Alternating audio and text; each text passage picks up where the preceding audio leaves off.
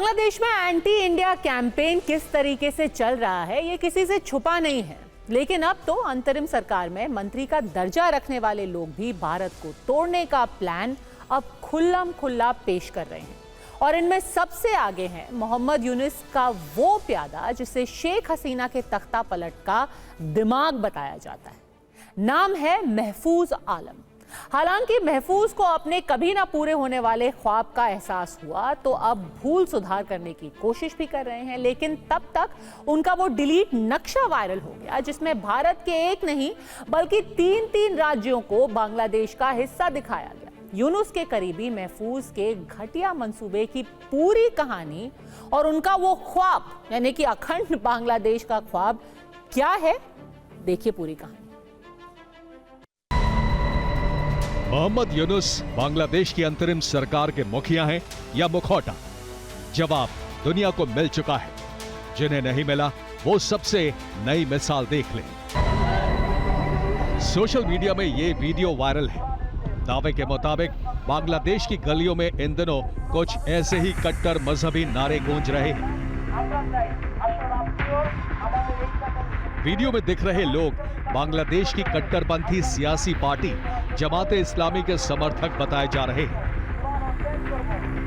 जिनका पैगाम साफ है, बांग्लादेश संविधान से नहीं बल्कि कुरान से चलेगा। पाकिस्तान परस्त जमाते इस्लामी कहने को तो बांग्लादेश में तीसरे दर्जे की पार्टी है, लेकिन आजकल हालात ऐसे हैं मानो अंतरिम सरकार इस कट्टरपंथी जमात की कठपुतली भर है। ऐसे में सवाल ये कि क्या बांग्लादेश अब पूरी तरह से कट्टरपंथ के जाल में जकड़ चुका है? क्या वहां बचा खोचा सेक्युलरिज्म भी खात्मे के करीब है? देखिए, महफूज आलम ने जो बोला है ये किसी भी तरह से मेरे ख्याल से हम बांग्लादेश की ऑफिशियल गवर्नमेंट का बयान या पोजीशन नहीं मान सकते, ना समझ सकते और ना ही है। परंतु जो उसने बोला है और वो एक इंपॉर्टेंट लीडर है, की लीडर है, इनफैक्ट स्टूडेंट प्रोटेस्ट का तो वो मास्टरमाइंड माना जाता है। उसका ये कहना ये दर्शाता है कि बांग्लादेश की इंटरिम सरकार भी जो है, इसके जो पावर सर्कल्स हैं उनमें इस तरह की विचारधारा है। जिस सरकार में बांग्लादेश के अल्पसंख्यक हिंदुओं को इंसाफ की आस रहती थी, उसकी मुखिया शेख हसीना तख्ता पलट के बाद 5 अगस्त से ही भारत की शरण में है। ऐसे में वहां हिंदुओं के खिलाफ जुल्म की इंतहा हो चुकी है। जिन्होंने आवाज उठाई वो जेल में हैं। उन्हें बेल के लिए वकील तक मयस्सर नहीं है। बांग्लादेश की कट्टरपंथी जमात के दिलो दिमाग में हिंदुस्तान से नफरत इस कदर भरी है कि उन्हें 1971 वाला एहसान तक याद नहीं। जिन भारतीयों के बलिदान से बांग्लादेश का जन्म हुआ, वहां की अंतरिम सरकार में शामिल ये शख्स अब भारत की जमीन पर ही दावा कर रहा है। नाम है महफूज आलम। ये जनाब कौन है? इनके अतीत के पन्नों को पलटने से पहले जरा इनके वर्तमान का पाप देखिए।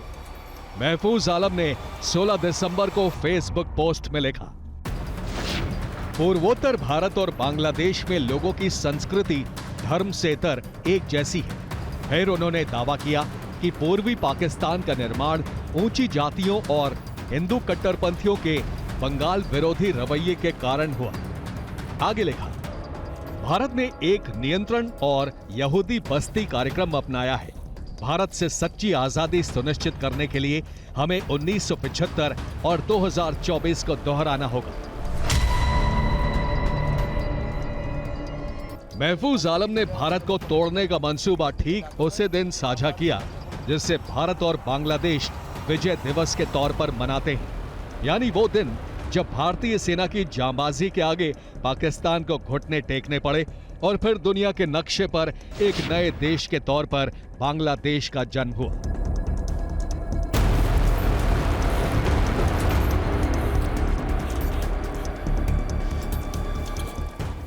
लेकिन इस एहसान का जवाब आज बांग्लादेश की अंतरिम सरकार के ये सलाहकार कैसे भारत के नक्शे से खिलवाड़ के रूप में दे रहे हैं, ये आपको दिखाएं।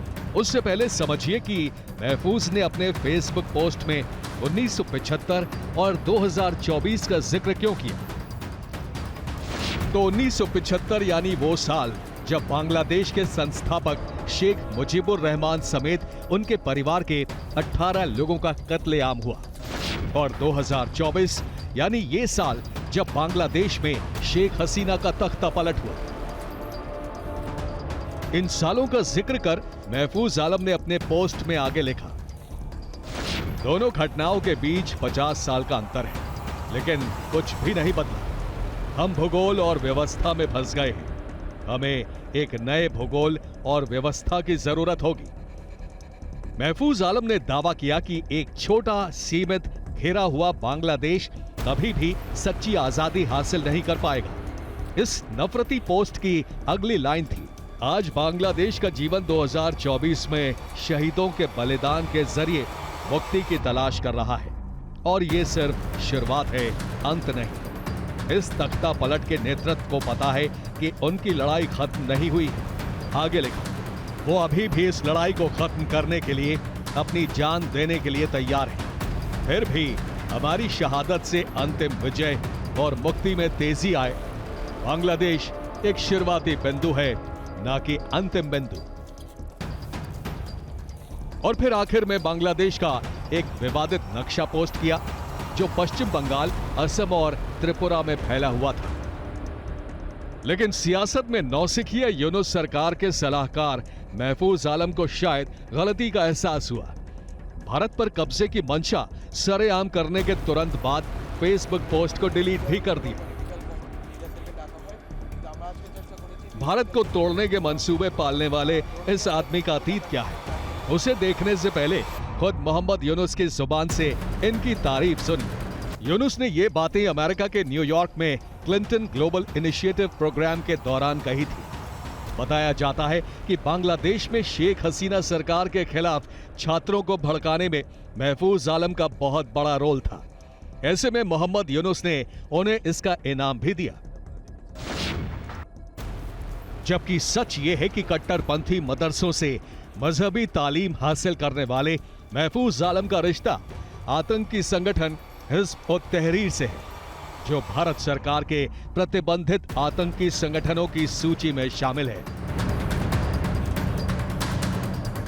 जाहिर है यूनुस भी महफूज के अतीत से वाकिफ रहे होंगे। बावजूद इसके उन्होंने इस कट्टरपंथी को अपना सलाहकार क्यों चुना, ये समझ से परे है, क्योंकि खुद यूनुस की समझ पर सवाल खड़े करना नादानी ही मानी जाएगी।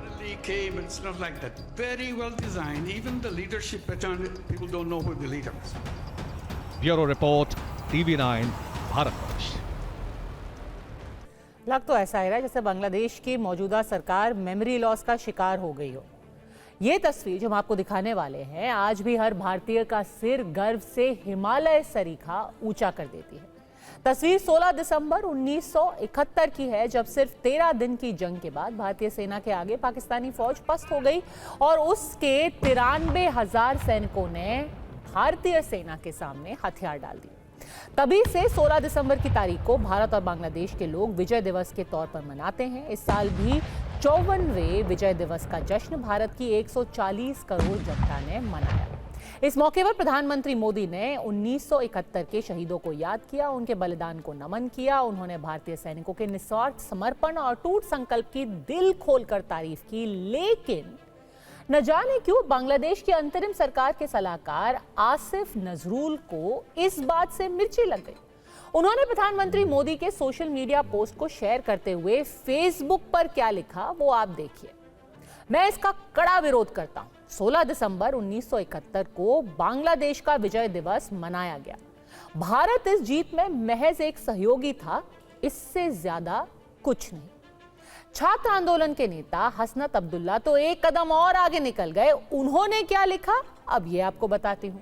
उन्होंने लिखा, जब भारत इस आजादी को अपनी उपलब्धि के रूप में दावा करता है तो मैं इसे हमारी स्वतंत्रता, संप्रभुता और एकता के लिए खतरे के रूप में देखता हूं। हमारे लिए भारत के इस खतरे के खिलाफ लड़ना जरूरी है। हमें इस लड़ाई को जारी रखने की जरूरत है।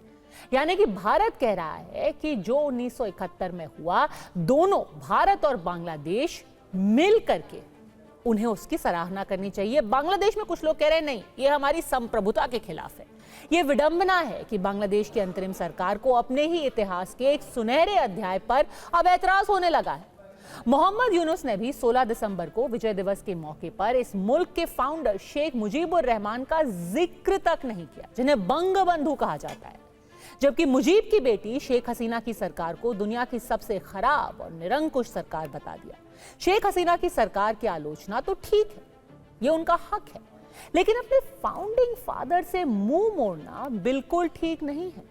बांग्लादेश का जन्म पाकिस्तान के जुल्म सितम के खिलाफ हुआ, क्योंकि पूर्वी पाकिस्तान की बांग्ला भाषी आवाम पर पश्चिमी पाकिस्तान की हुकूमत ने अत्याचार की सारी हदें पार कर दी थी, और ऐसे में जय बांग्ला मुक्ति संग्राम का एक मंत्र बन गया।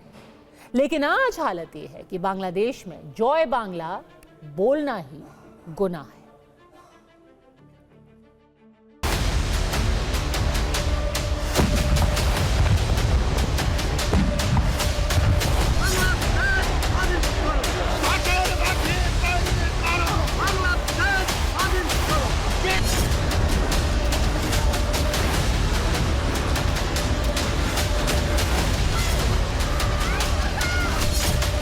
बांग्लादेश की कट्टरपंथी जमात आज अपनी ही आवाम की दुश्मन बन गई है। तभी तो अब इस मुल्क में जय बांग्ला बोलना और लिखना भी जुर्म बन गया है। ये तस्वीर इसी 16 दिसंबर की है, जब बांग्लादेश के चपाई नवाबगंज जिले में मसूद राणा ने दीवार पर जय बांग्ला लिखा और उनके दोस्त रेहान ने अपने मोबाइल कैमरे में इसे रिकॉर्ड किया। लेकिन अगले ही दिन यानी 17 दिसंबर की रात करीब 10:30 बजे मसूद और रेहान दोनों को अगवा कर लिया गया। इसके बाद बेरहमी से पीट कर दोनों की हत्या कर दी गई। 17 दिसंबर को मारे गए मसूद और रेहान दोनों ही शेख हसीना की पार्टी अवामी लीग के छात्र संगठन छात्र लीग से जुड़े थे। बांग्लादेश की मौजूदा सरकार ने छात्र लीग को बैन करने के साथ उसे आतंकी संगठन घोषित कर दिया है। 5 अगस्त के बाद यानी जिस दिन शेख हसीना ने बांग्लादेश छोड़ा, उसी दिन से अवामी लीग के समर्थकों को कट्टरपंथी जमाते इस्लामी के लोग चुन चुन कर निशाना बना रहे हैं। कहा तो यह भी जाता है कि जमात के लोग हिंदुओं को भी उनके अवामी लीग समर्थक होने की वजह से ही निशाना बना रहे हैं। अवामी लीग के मुताबिक जुलाई से अब तक जमाते इस्लामी के कट्टरपंथी उसके करीब 400 समर्थकों की हत्या कर चुके हैं। आलम यह है कि शेख हसीना से नफरत में बांग्लादेश में जमाते इस्लामी वाले दमन चक्र चला रहे हैं और अंतरिम सरकार के मुखिया मोहम्मद यूनुस खामोश बैठे हैं। उनके राज में एक एक करके ऐसे तमाम फैसले भी लिए जा रहे हैं जो भारत के खिलाफ हैं। सबसे नया फैसला 2004 के हथियार तस्करी केस से जुड़ा है। बांग्लादेशी हाईकोर्ट ने चटगांव हथियार तस्करी मामले में भारत में प्रतिबंधित आतंकी संगठन उल्फा के प्रमुख परेश बरुआ को बड़ी राहत दी है। अदालत ने उसकी मौत की सजा को उम्र कैद में बदल दिया है। उल्फा आतंकी बरुआ का मौजूदा ठिकाना चीन बताया जाता है। बांग्लादेश से हथियार तस्करी का यह मामला 1 अप्रैल 2004 का है, जब चटगांव से 10 ट्रकों में भर हथियारों और गोला बारूद की बड़ी खेप भारत भेजी जा रही थी। बर्बादी का ये सामान भारत में मौजूद आतंकी संगठनों तक पहुंचने थे। तब बांग्लादेश में बीएनपी और जमाते इस्लामी की गठबंधन सरकार थी। हथियार तस्करी के इस केस में उस वक्त की खालिदा जिया सरकार के गृह राज्य मंत्री लुफ्त जमा बाबर भी दोषी थे, जिन्हें अब उनके 5 साथियों के साथ यूनुस राज में बांग्लादेशी हाईकोर्ट ने बरी कर दिया है। अवामी लीग की सरकार में शेख हसीना ने इस मामले को बेहद गंभीरता से लिया था और भारत के दुश्मनों को सजा दिलवाने में बड़ी भूमिका निभाई थी। लेकिन अब यूनुस राज में जमाते इस्लामी का ऐसा सिक्का चल रहा है कि सारे फैसले उसकी मर्जी से हो रहे हैं।